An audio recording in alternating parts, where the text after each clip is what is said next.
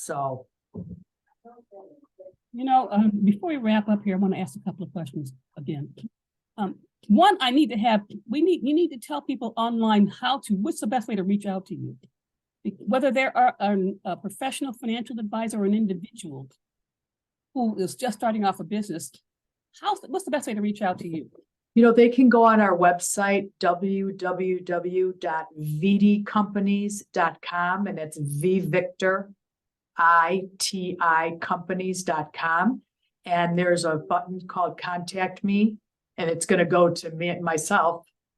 And we can definitely have a conversation, doesn't cost anything, or call our phone number, 847-432-1000.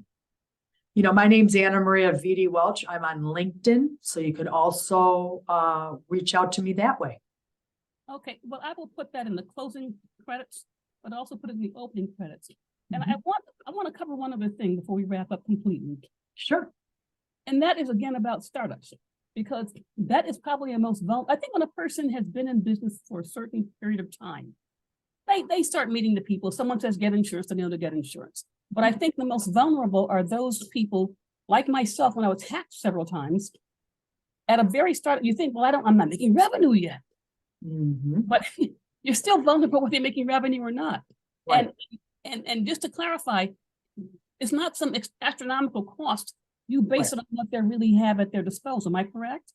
And then get options. It doesn't cost anything to get options.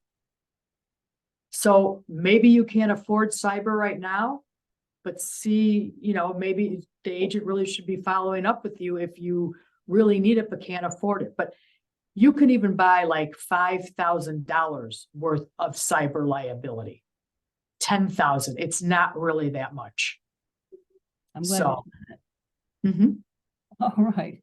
Anything you want to say before we wrap up here?